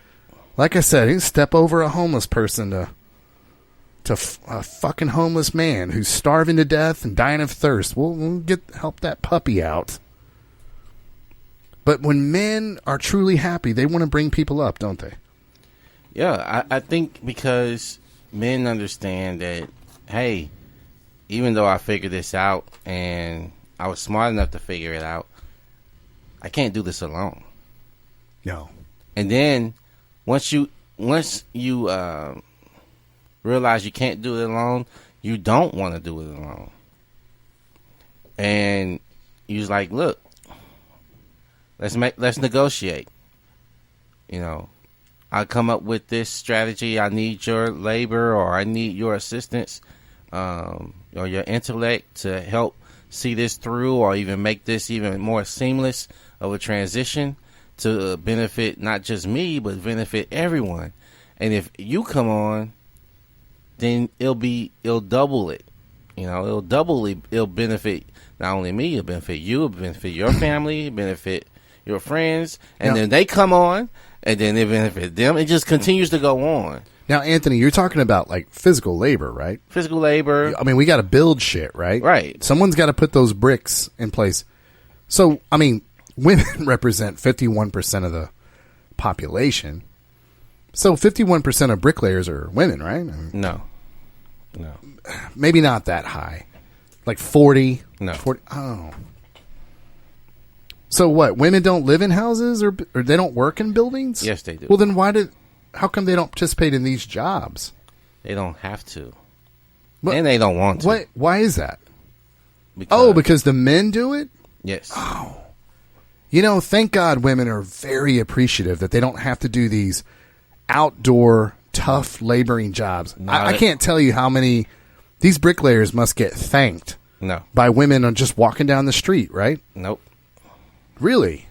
Well, at least, they may not thank the bricklayer, but they do at least sit in their home by themselves and go, you know what? Here in the West, we have more rights than women have ever had ever. What a good life. They do that, right? No. Really?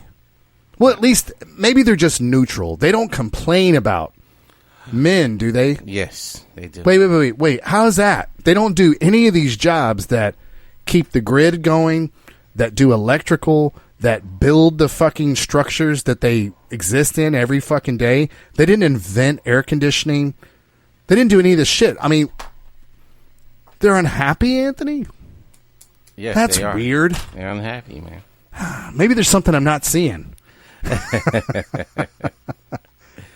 Maybe there's a reason they should complain. Hold on, I just Googled this. What is this patriarchy they keep talking about? Oh shit, you didn't know about? Did this patriarchy? Did it build the buildings that they fucking live and exist? Oh, really? Yes. Wow. Okay. All these structures, like, I don't know, maybe women work in steel in the skyscrapers. Do like 40 people that put steel beams up in skyscrapers? Surely 40% of the people that work in that are women, right? No. You know what? All right. Maybe I'm being too judgy.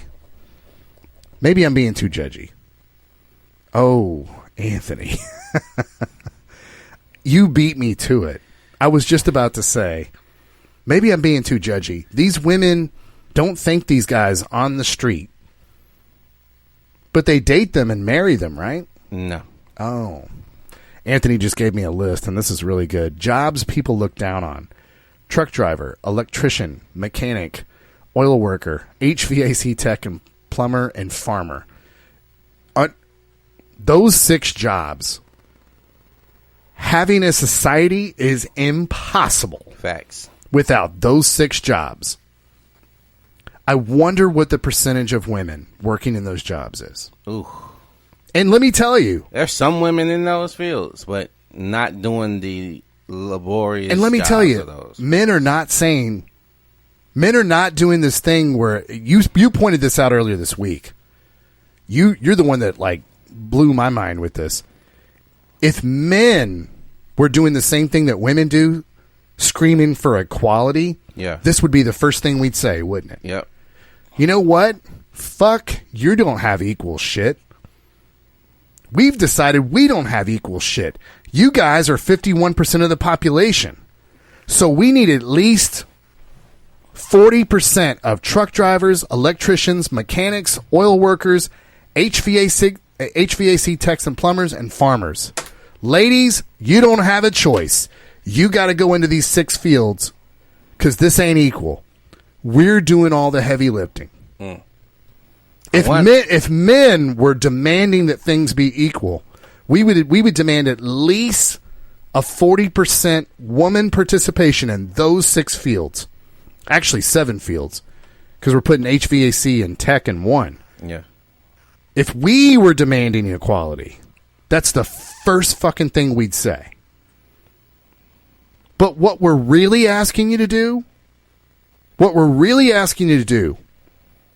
instead of spouting all this patriarchy shit, and instead of your snarky memes on Facebook and social media, what we're asking you to do is just have a fucking iota of appreciation for what, and by the way, I'm not in these industries either. But the difference between men is I appreciate these guys. I understand that I can't have my job. I can't exist and have my job without these 7 occupations. And men have a real appreciation for it. Women look down on these guys and say, this isn't the guy they'd fucking marry. And I'll go a step further. What about the men that work at Walmart? Yeah. What about the men that work at all these fast food places that you fucking dine at? Yeah. Cooks. McDonald's is considered a loser job. Why? It's one of the biggest corporations in the United States. If they paid their workers fairly, this would have been a job that they'd have sought after back in the 50s, because it's a big corporation, so you must make money, right? It wasn't legal back then to just fucking pay slave wages. It says jobs people look up to: actor, athlete, social media influencer, and model. There's one person on that list that had to actually do work to get where they were going, and that's athlete. But we also know some people are born like Shaquille O'Neal. Yeah. Right? And then it says jobs that keep society running: truck driver, electrician, mechanic, oil worker, HVAC tech, plumber, and farmer. I mean, that's just such a perfect list, Anthony. But don't allow me, ladies, to, talk up the patriarchy. Do you have indoor plumbing? Yeah, man invented that. Men maintain it. You don't have to stop every plumber on the street and give him a blowjob. But it would be nice if there was a little bit more appreciation of men on your social media and all your fucking dark little snarky places where all you do is fucking invent in your head that this isn't the greatest women have ever had it, ever. Even when you had less rights, ladies, even when you had less rights, unless you were an African American in the West, because of slavery, unless you were an African American, ladies, even when you had less rights, you still enjoyed all the benefits of being with a guy and the life you got and the technology you got because of it. And if I'm going to take a step back, maybe no one's ever told you this. Maybe you just spent your whole life on the argument tree, not listening to anything anyone ever told you because you wanted to debunk it because it didn't feel good when people said it. But as Anthony, my co-host, says famously time and time again on the show, your feelings are not facts. Just because you feel doesn't mean it's real. Anthony, we talked about how this affects society with our daughters. But how does this affect our sons? And I'll give you a minute to process that while I tell you. One of the biggest things that I see with our little boys, when we do not check, when women do this irrational shit, when men just stand by and go, because as we said earlier, we're not doing this to be right. We're not doing this to just dunk on women and just shit on women. This isn't a He-Man woman hater club. But when we don't call women out for this irrational way that they exchange ideas, this is what happens to our boys. Our boys start looking at how women are talking, and they start seeing that women are winning with these strategies because no one wants to call them out. Because men just look at it like, this is stupid. They have a lower IQ. Happy wife, happy life. If mama ain't happy, ain't nobody happy. And then what happens? Little boys adopt this argument tree when they talk because little boys are seeing that mom's winning. And our little boys turn feminine as fuck, don't they, Anthony? Yes, they do. And that's good for society, right? No, it's not. Yeah, this segment is not to dunk on people. This segment is about this irrational shit and how the long-term effects that it has on our society and the slow interior deterioration when you can't discuss ideas rationally while staying on topic. It's just a slow decay, isn't it? Yeah. We said it was sad earlier. It's still sad. The way, Man, it's still sad. yeah, just to see just to watch it play out slowly, because when you see it, it's enraging, and to see that there's no change happening. Women still are stubborn to the fact that they are on the wrong side of this. When we talked about the pendulum being too strong on one side for the men in the 50s, and then it started to swing towards the women, and now that they have it, it's too far. Now it's too far on the woman's side, and they have to relinquish it and let this shit get back to normal. Because I was making a joke with someone. I was like, look, society's got it all fucked up. You know, cats chase dogs. You know, birds are chasing cats and shit, and mice are eating birds. It's nothing that makes sense anymore. It's everything's upside down. You know, it's something you can't explain until you are a part of it. You're a part of this this weird conversation of I'm actually worth more than you believe I am, and then you're part of another conversation of, well, I don't want you to go away from me just because you feel like I'm this person you're portraying me as. I just don't want you to think of me this way. And if you continue to think of me this way, I don't really want to be around you. And so you say, okay, I'll go with somewhere else where they don't think about me this way. But then when you do, you hear, like we talk about, it's a beehive mentality. They all think the same way. They all have the same personality, the same wants and dreams and unrealistic outcomes of what men should be, because they've been told a lie for so long that now when it's come down to reality of not being married, not being able to get a kid, not being able to have a family, not being able to go beyond your career and your cat and dog that you live with, because, man, if I see another profile with a woman and her dog in it, I'm gonna vomit. I didn't realize that was such an epidemic. Man, is that? They have a cat or a dog in their profile, and it's like, man, that's all I need. That's all I need is my cat and my dog. Sometimes there's more.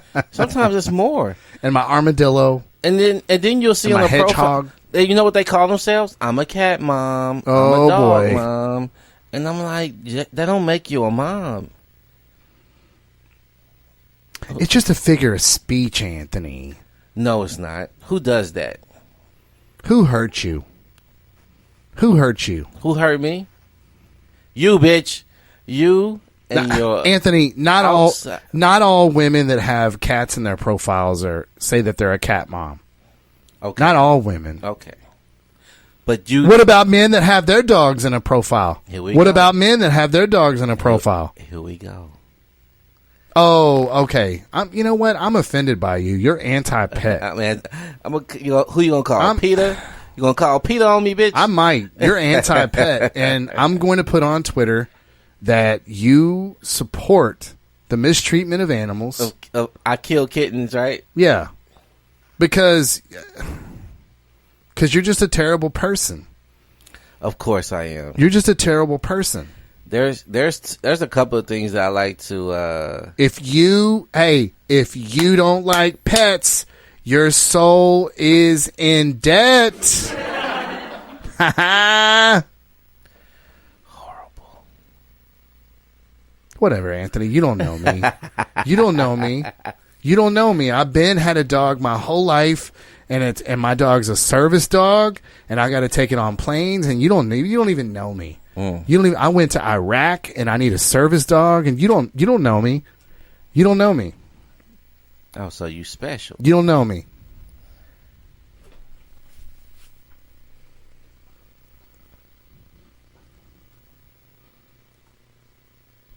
Yeah, for the podcast audience, he just crossed his arms. He just shut down.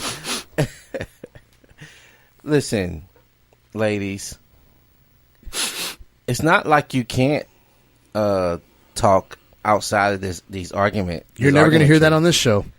You're smart enough to do this, ladies. You're not just dumb. Right. You just haven't been required to fucking use your brain. One of those moments where we just kind of stop and go, well, that's what's happened. Yeah. That's what's happened. We had a roundabout conversation just to get to that point. Yeah. Yeah, it's just, I mean, you've been over celebrated for mediocrity for many decades at this point. And just getting out of bed means you hit a home run in life. Just waking up in the morning. And anyone that disagrees is a sexist. You know, Condoleezza Rice, a bitch that just fucking killed it at life, got an Ivy League education, works with NCAA football, her life dream to be involved with football because she's such a big football fan.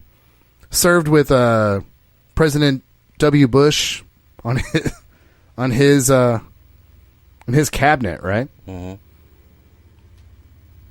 But if you don't work and you got 3 baby daddies and you're just the same as Condoleezza Rice, no difference. Hashtag same. Hashtag same, right? Because I don't know you. Right. Right. I don't know you. Illogical. Only God can judge you now. Illogical. Just celebrated for having a vagina, man. And that's got to stop. You know, and you know what? Starting in my house, man.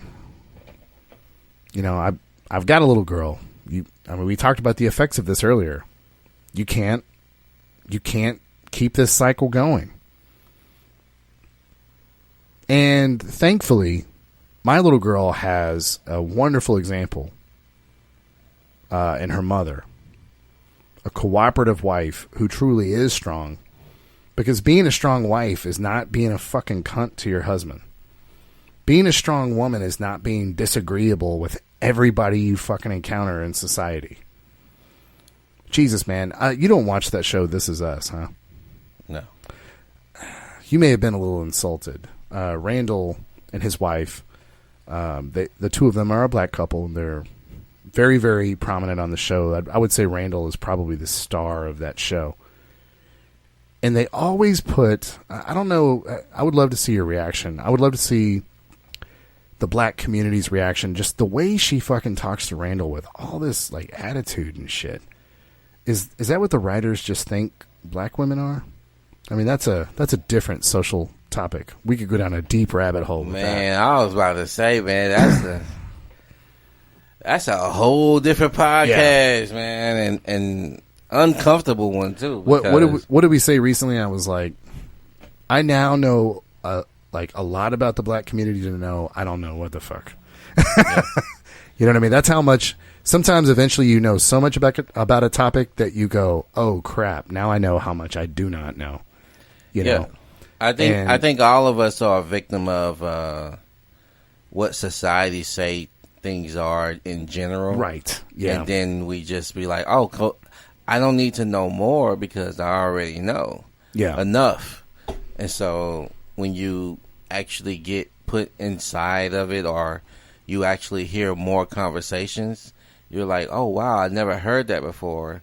And then, oh, that must be an anomaly. And then you hear it again and you're like, wait, is this a thing? Yeah. Oh, I didn't know that. Okay, well, cool.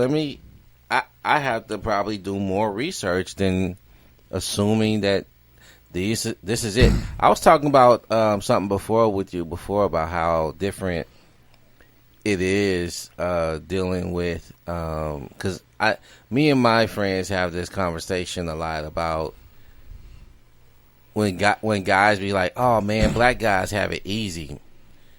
They got this. Who the fuck's this? Oh man, I've heard this. And trust me, I've heard this. Oh my god! It's like, man, because y'all.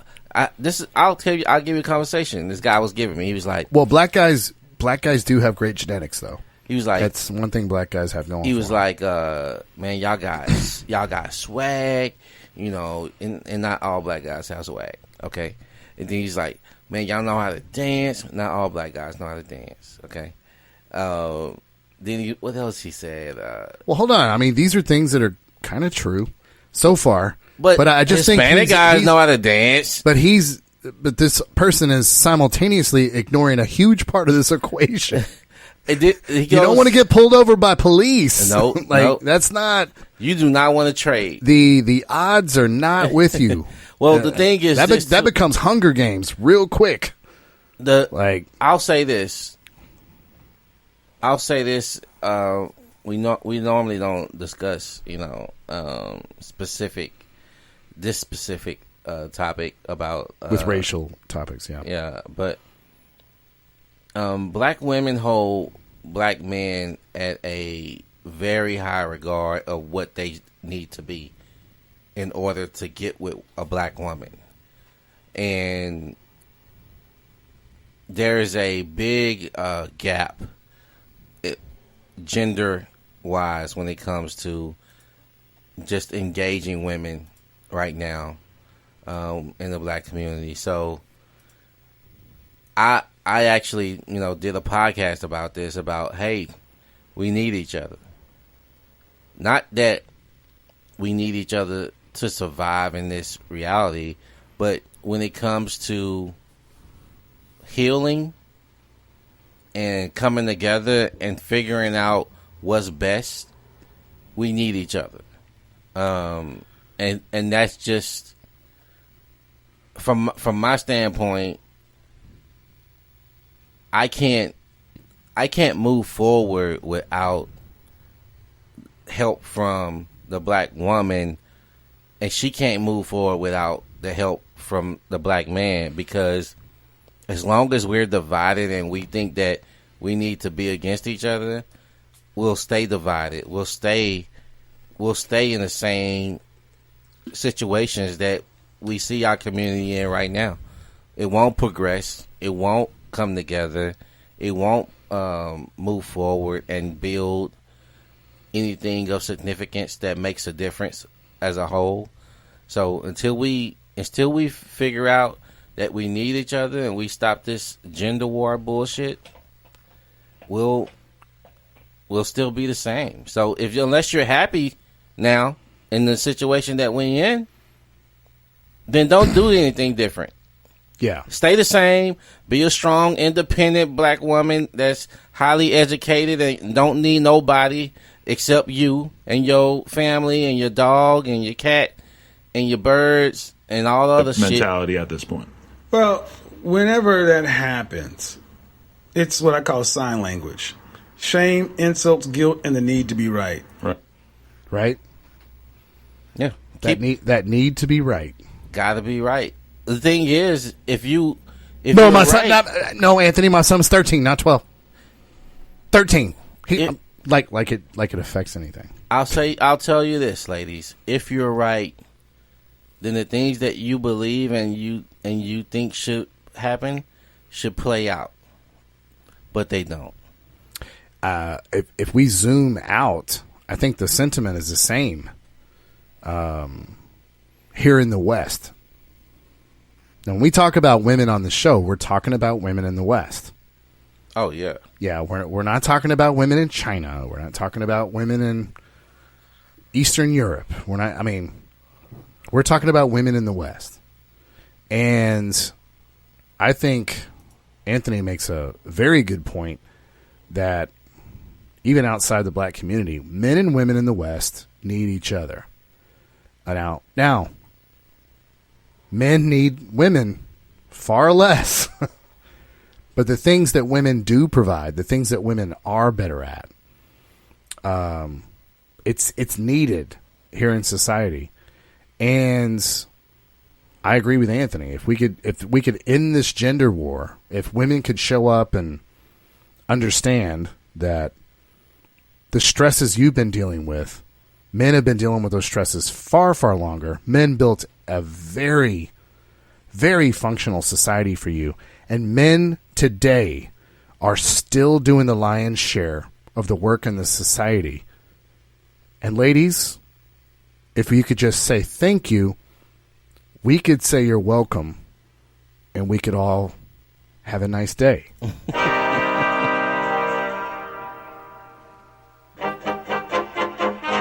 I hope tonight we were able to let you guys know this isn't just us dunking on women. This isn't the He-Man Woman Haters Club. These things, this argumentry, has a negative effect on our society. And we can only affect this one conversation at a time. Guys, your marching orders are to recognize this argumentry and make this not okay, not acceptable. You have to call women out on this when you see it. We hope we have given you the tools to be effective. Anthony, what else you got for him, man? Man, I really want to end the war, man. I feel like it's been a drain for everybody. And especially for the women, because women, guess what? Women, you wasn't designed to be in a war. This is why you're unhappy. This is why you're sad. This is why you're mad. Hey, put down the goddamn weapons. If you want, my wife can put on a class for you, how to be a great wife. Sign up. redpillphonetap@gmail.com. She won't do it for free. I was just about to say www.getyourassinclass. Getyourassinclass.com. There's a I mean, is there any hope for? Yes, because we're gonna do this. We're gonna do this one conversation at a time. First thing we got to do is educate them about the argument tree, educate them about sign language, and like I said, fellas, we extinct this shit in conversations when we're debating ideas with women. It's up to you. It's up to me. It's up to all of us, and we will give you more information next time on the Red Pill Phone Tap.